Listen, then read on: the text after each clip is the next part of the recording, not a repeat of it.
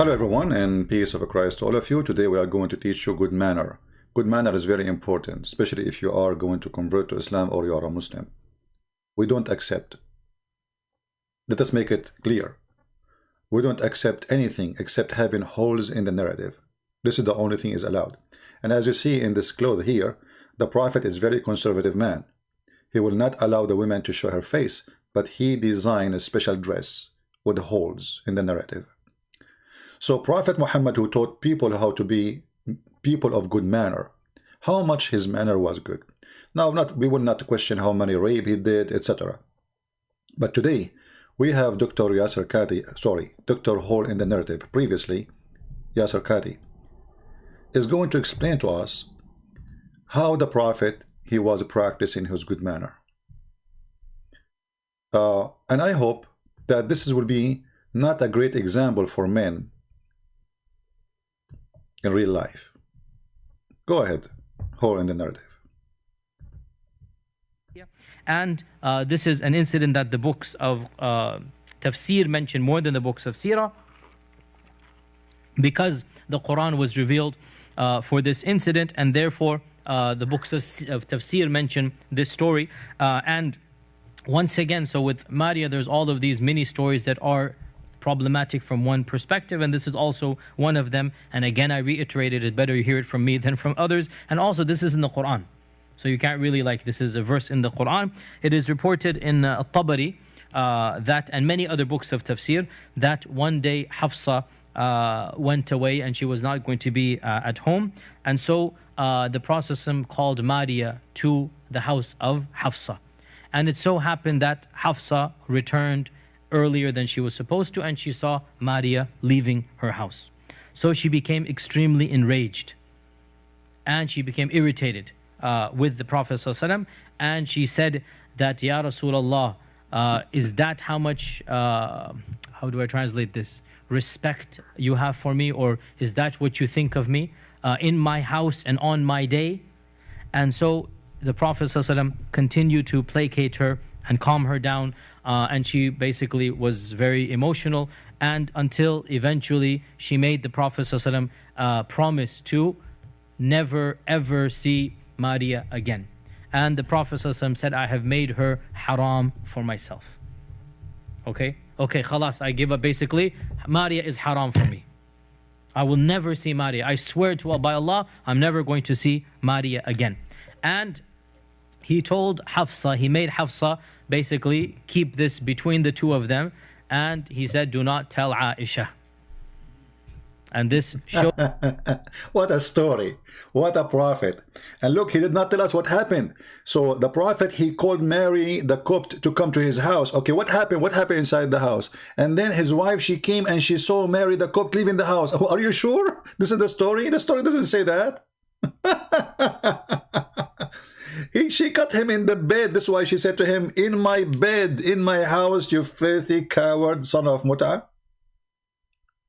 And look, they are talking about the best man they have, and that best man, when the wife go away, he called the maid, who is not lawful for him.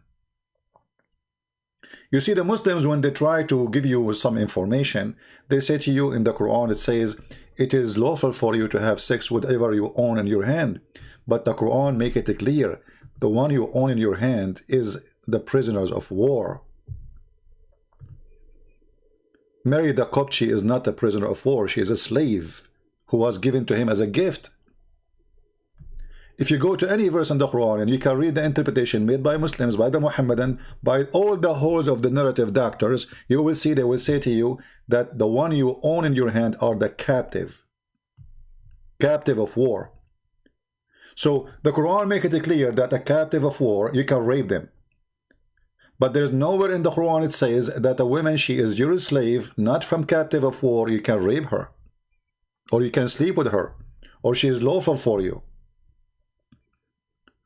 So Islam make it clear that you can rape women who you kidnap them from their husbands, but you cannot rape women who they are just your servants. Mary the Copt is his servant. And just to show you how filthy this cult, there's a story about a woman. I posted the hadith reference. This is like not only one hadith in the video info. You can click and you can open them. But this is the book of Al-Musannaf, page number 550. But this hadith exists in many places. It's not only one. They are giving you reference of many hadith. About a Muslim woman, she did marry. She marry, not sleep. She wanted to marry, not to sleep with the guy. Remember, with a slave she owned. The Caliphate Umar, he did beat the hell of her, and he killed her, according to some reference. وَأَقَامَ عَلَيْهَا الْحَدِّ. Some they say because she is single, he did only give her 100 whip. So look at this filthy. I'm going to click translate to English. Let's see how we translate. I think we have to click here. All right. So look how filthy this religion is. Muhammad, he can sleep with the maid who is not a slave, and she is not married to him.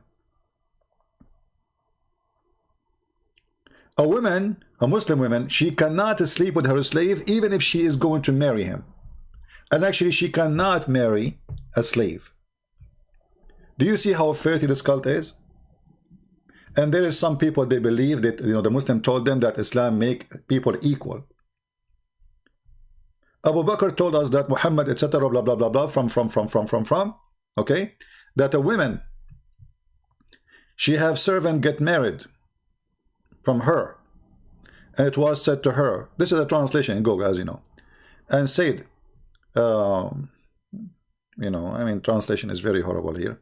And she said, well, you know, isn't it the Quran says it is lawful for you to have relationship with your hand own processed, or, you know, the one you own them by your hand? They took her to the Caliphate, Umar, and Umar, he said to her, how you do that? Who allow you to do that?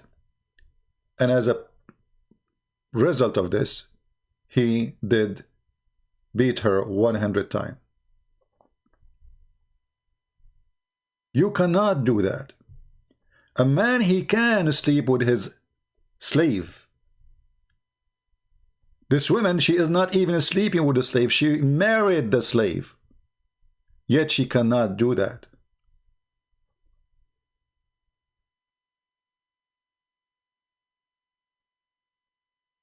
Do you see the irony? Do you see how filthy this cult is? Why? Because she is a free woman and he's a black man. And this is an insult to the black man, to the white man, to see a white woman marrying a black man, and he is her slave.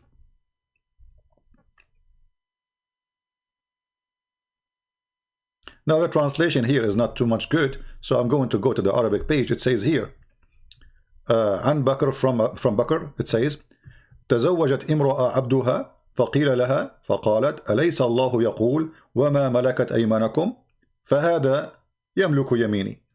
Isn't it Allah, she said to him, okay, I marry a slave, but isn't it Allah, he says, and it's lawful for you what you own by your hand? And here they say, and she married him without a proof that this is true.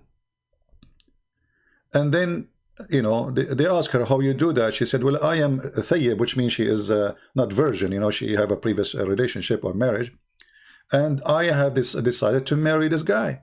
So they took her to Umar, the Caliphate, and then people, they gather like maybe hundreds or thousands, and they ask him to judge on her.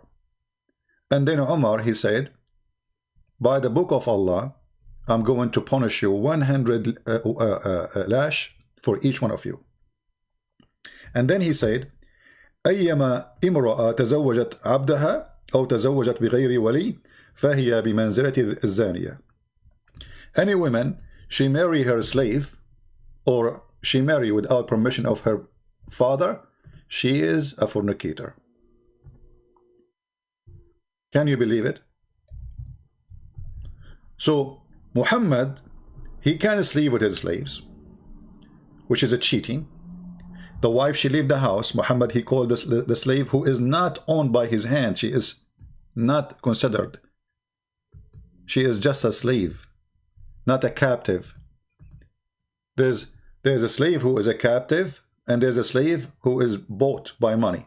The Quran never said anywhere. I challenge all the Muslims to show me where in the Quran it says you can have sex with a slave you bought him by money, or by you bought her.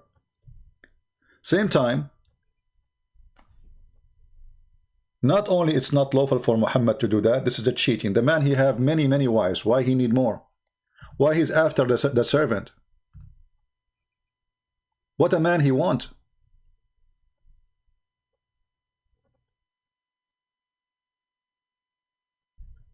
I took this part here, the one I copy in the screen, and I took it to Google Translation. You can do the same.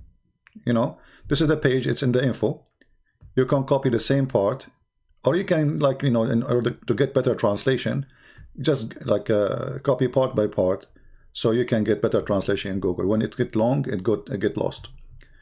Omar, he said, whichever woman marries her slave or marries without guardian, she is an adulterer. This is Google Translation. How come if the Prophet, he sleep with the slave, he's not married, he's a good man? And how in the world people who believe in a Prophet, they believe he is the most decent person, they think there's nothing wrong in this man asking the servant to come to the house so he can sleep with her as soon as the wife, she left the house. And this is an incident that the books of tafsir mention more than the books of seerah, because the Quran was revealed for this incident, and therefore the books of tafsir mention this story. And once again, so with Maria, there's all of these mini stories that are problematic from one perspective, and this is also one of them. And again, I reiterated, it better you hear it from me than from others. And also, this is in the Quran, so you can't really, like, you notice here, you better hear it from me than from others, because this is bad. This is our Prophet. We have a fornicator who speak against fornication. We have a fornicator who said that he's a prophet, and he is the one who stoned people to death for fornication.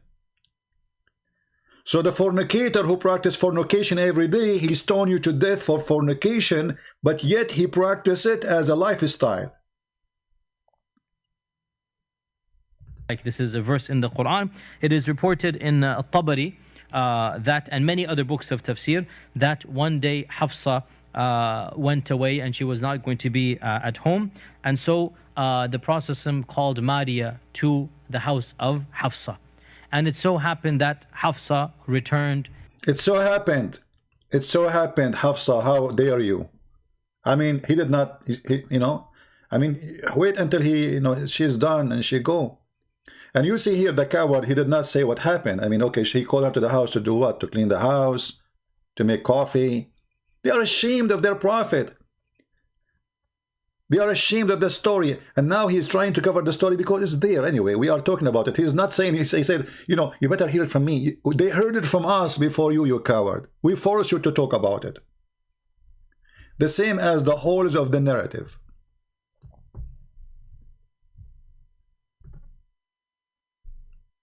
So this is a prophet of God who will go after you. He will kill you if you do fornication. But he is the biggest fornicator ever. His name is the Fornication Prophet, and we were in short video with Mr. Dr. Holes in the Narrative. Previously name was Yasir Qadhi. Thank you very much for joining us. Please download the video and share it. And for those who are asking about taking calls from Muslims, we did not stop taking calls from Muslims. You have a wrong idea. We said if a Muslim willing to debate us, I will take him anytime. All right? Anytime. We don't stop taking calls from Muslims. Just find me, Holes in the Narrative Doctor, and I will take his call anytime. Deal? We did not stop taking calls, but I don't want to waste my time just speaking to kids. At least when we speak, I want somebody he knew what he's talking about. All right. So get me a hole in the narrative, doctor. Any hole in the, that doesn't matter what his name, Yasir Qadhi, Susu, Fufu, I don't care. Just get me any hole in the narrative, doctor, and I will be happy to take his call anytime. And now, if there is a hole in the narrative here exists, he would like to call me, I will open my Skype for you, specifically for your holes. As you see, we have too many holes in this dress. All right? So I want to say thank you. We want to keep this video short, as we promised the Indonesian, to make videos for them almost every day, so they can translate and share. We cannot make it 5 minutes, as you see, but I think this is short, still good. Thank you very much for being here. We will try to go back again live on air, maybe today, if we can. It's very cold here, and my windows are covered by ice, so I can't even see through the windows. So thank you very much. I don't want to have holes in the narrative of my windows. It's cold already. And the Prophet is a decent man. He can have sex with his servant, but you cannot do that. And if the woman, she wanna do that, we are going to kill her, or we are going to whip her, because a woman, she cannot do that. This is not decent. It's decent for the man to do that, but it's not decent for the women to do that. Do you see the double standard of this filthy cult? Do you see how garbage this man is? May Allah bless your holes, and may Allah bless the narrative of the Prophet. For the blessing of Allah is holes of the narratives. See you, and take care. God bless.